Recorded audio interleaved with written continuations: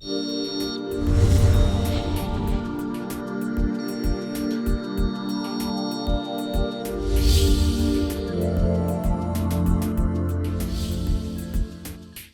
to the Mattock Service Guide. As a word of caution, working with pressurized suspension can be dangerous. Always be sure you're wearing eye and skin protection when working. Never work directly over or have the system pointed in a direction of other people. Always decompress the system and double check that it is uncharged before working. With that said, let's get started. To start off, here are the key external components you will need to know to perform maintenance on your Mattock. At the bottom of the Mattock in blue is the rebound adjustment knob, and in black is the air valve cap. This is the low speed adjustment knob in the red. Right above that in the black is the high speed adjustment knob. Finally, in silver is the hydraulic bottom out adjustment knob. All Mattocks produced in 2014 will have a standard air cap. Forks produced in 2015 and in the future will be built with a volume reducing air cap. When disassembling and reassembling a Mattock or any Manitou suspension, be sure to work on a clean surface to prevent contamination. Be sure to use lint-free towels. Stray fibers can actually get caught between the inner legs and the seals of the outer legs, causing fluid leaks. You will need many tools to disassemble and reassemble the Mattock. Most of these tools are common. To disassemble and reassemble your Mattock, you will need to purchase the Mattock Toolkit. This includes the Mattock 8mm thin-walled socket, the Mattock cassette tool, and the Mattock flat ground 24mm socket. Begin by clamping the Mattock in a bike stand slightly on an upward angle. This slight upward angle will prevent the semi-bath fluid from leaking out of the fork during disassembly. Remove the black air valve cap by twisting counterclockwise. Remove the blue rebound knob by securing with 2 fingers, and with a 2mm Allen wrench, unscrew the bolt counterclockwise.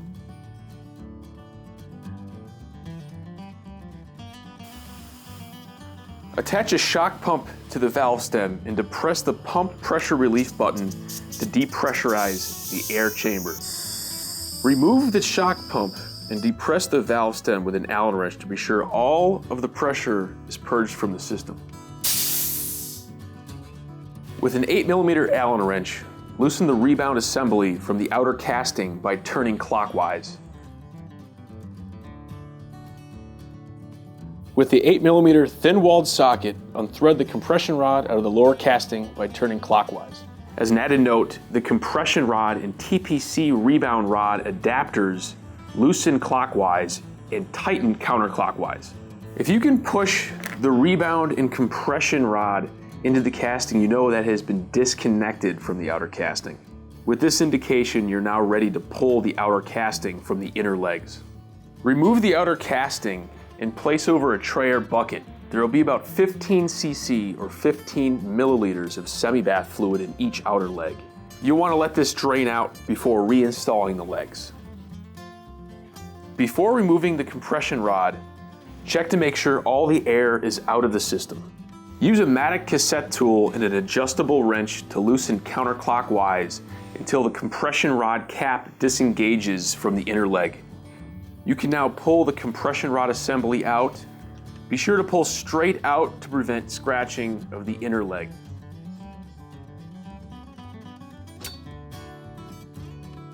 Clamp the crown steer assembly in a stand over a bucket, allowing easy access to the top cap. Using a Mattock flat ground 24mm socket, loosen the top cap in the counterclockwise direction. As an added tip, while loosening the top cap, apply medium pressure to the ratchet. This will secure the socket onto the top cap while removing it, preventing any slipping of the socket which can damage the top cap. Hold the hydraulic bottom out adjuster knob and unscrew the lock bolt on the top of the MC squared assembly. Grab onto the high-speed adjuster and pull straight up while holding the hydraulic bottom out adjuster knob down with your thumb. This will expose the 13mm nut holding down the low-speed adjuster. Using a 13mm socket, unscrew the nut on top of the low-speed adjuster. You can now remove the low-speed adjuster by pulling straight up and out, exposing the MC squared assembly cap. As an added note here, If the small washer below the low-speed adjuster didn't come out, remove with a plastic pick and store in the same orientation for reinstallation. Insert the Mattock cassette tool and with a ratchet, loosen the cap of the MC squared assembly. Loosen the cap until it no longer migrates up in relation to the crown. It may make a couple of clicks after every revolution when it is fully unthreaded. You can now extract the MC squared assembly from the crown steer assembly by pulling it straight up and out.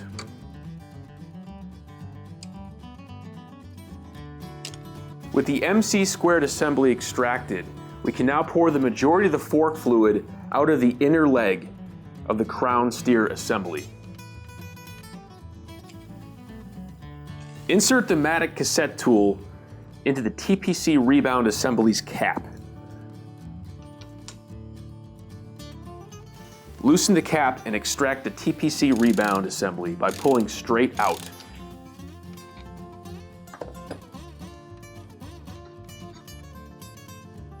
If you're disassembling a Mattock Expert, you'll notice that the rebound assembly looks different from the Mattock Pro. The major difference between the Mattock Pro and the Mattock Expert is that the Pro utilizes a half cartridge damper system, while the Expert utilizes an in-leg damper system. If the fluid you dumped out looks like it's been contaminated by dirt, you're going to want to do some cleaning. To clean the inner components of the Mattock, spray them down with isopropyl alcohol over a bucket. This will also clean off any contaminated fluid that might still be on those inner components. Here at Manitou, we use low pressure compressed air to quickly clean the oil alcohol mixture off each piece. This method is highly effective in removing large particle contaminants that may be stuck on the components or in between the shims. If you do not have access to compressed air, an alternate method of cleaning is to first clean each component with isopropyl alcohol and then wipe them down with a lint-free towel. Using this method, you will also have to let the part sit so the excess alcohol can evaporate. Here at the Manitou Tech Department, we like to use a mechanical grabber to hold onto the towels while swabbing the inner legs of the crown steer assemblies. Swab the inner legs of the Mattock with isopropyl-soaked lint-free towels while pushing them only one way. Repeat this with fresh towels until the inside of each leg is free of debris and shines with a mirror finish. Be sure not to scratch the inner leg with the mechanical grabber tool. This is a good point to inspect each component for contamination, unusual wear, missing O-rings, and damage before rebuilding the Mattock. Using a downhill tire lever, pry up the old dust seal that's been pressed into the outer casting. Locate the small cutout on the C-clip holding down the oil seal. Use a metal pick to pop the clip out of the groove at this cutout point. You then can slide the pick down the circumference of the clip until it snaps out completely. Use a folded piece of lint-free towel to protect the casting's paint while removing the oil seal.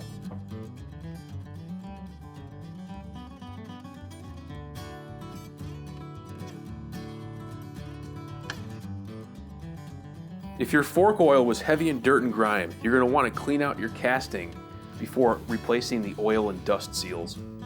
Use a mechanical grabber and lint-free towel to swab out the outer casting. Use large amounts of isopropyl to wash out any dirt and grime. Be sure to air dry before reinstalling the outer casting onto the inner legs. Spray a small amount of isopropyl alcohol to help lubricate the oil and dust seal. When installing the oil seal, make sure that the lettering is on top. Press in the oil seal with the Mattock seal press. You can now reinstall the C-clip. Make sure that it snaps into place.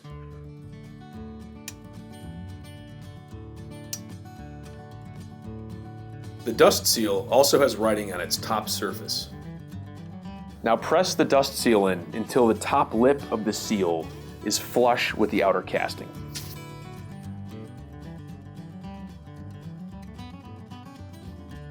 Apply a small amount of fork oil to the TPC Rebound's O-ring. This will allow smooth insertion of the TPC Rebound. Insert the TPC Rebound and using the Mattock cassette tool, tighten the cap down to the proper torque. Remember that the Pro TPC Rebound will be encased in a cartridge, while the expert will be a non-cartridge design. Place the crown steer assembly in the upright position. Pour fork oil into the inner leg until the oil height is about 1 inch from the threading. Make sure that the rebound is 3 clicks from full rebound. Cycle the rebound rod up and down about 15 times to bleed any air out of the TPC assembly.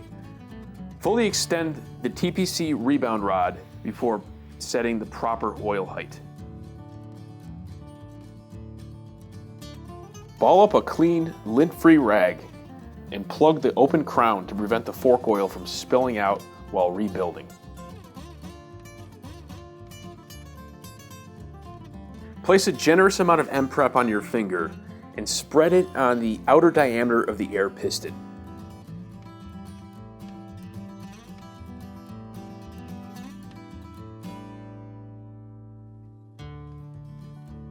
Also put some M-Prep on the top of the piston. Use some rotational motion while reinserting the compression rod. This will ensure that you do not cut the O-ring while reinstalling the compression rod.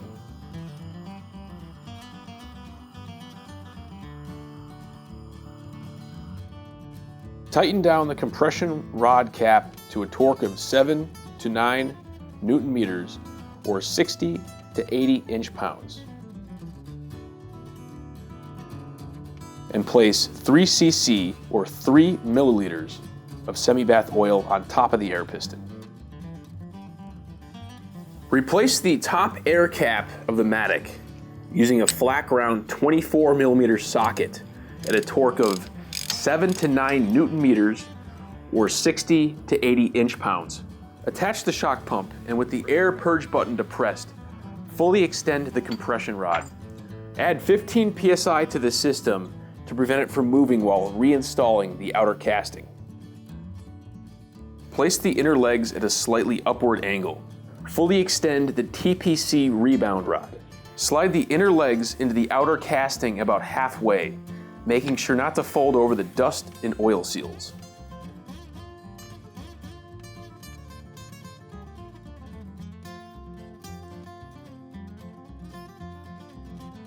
Slide the outer casting down until it makes contact with the rebound and compression rod adapters.